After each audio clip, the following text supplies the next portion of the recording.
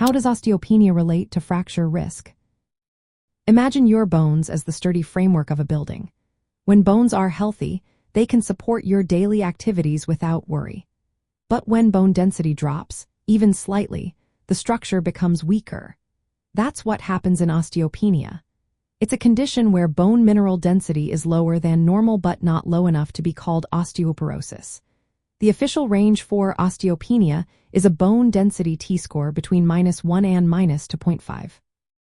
People with osteopenia have bones that are not as strong as they used to be, but they're not quite fragile enough to be classified as osteoporotic. The important thing to understand is that fracture risk increases gradually as bone density decreases. So, even with osteopenia, your bones are more vulnerable than those with normal density.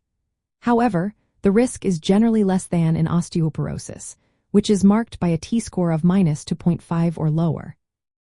Many fractures happen in people with osteopenia because this condition affects a larger group of people.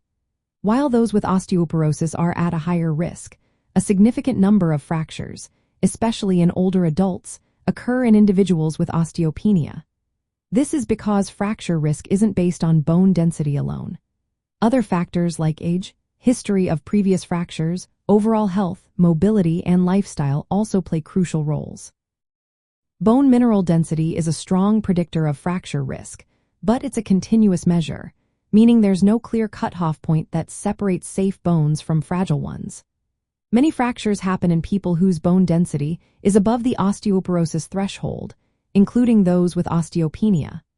That's why doctors look at the whole picture, combining bone density results with clinical risk factors, to assess fracture risk more accurately.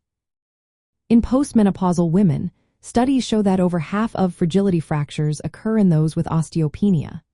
This highlights the importance of early detection and preventive measures, even if the bones aren't yet classified as osteoporotic.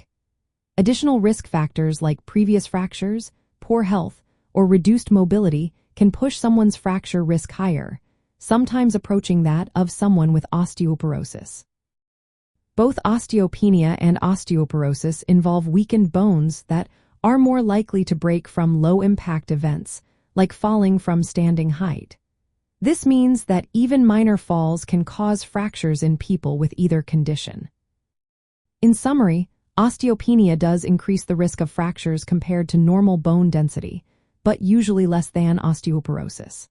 Still, because many fractures happen in people with osteopenia, especially when other risk factors are present, it's important to evaluate and manage fracture risk proactively. This involves looking beyond just bone density and considering overall health, lifestyle, and previous fracture history. Always consult healthcare professionals for personalized advice and appropriate preventive strategies to keep your bones as strong as possible.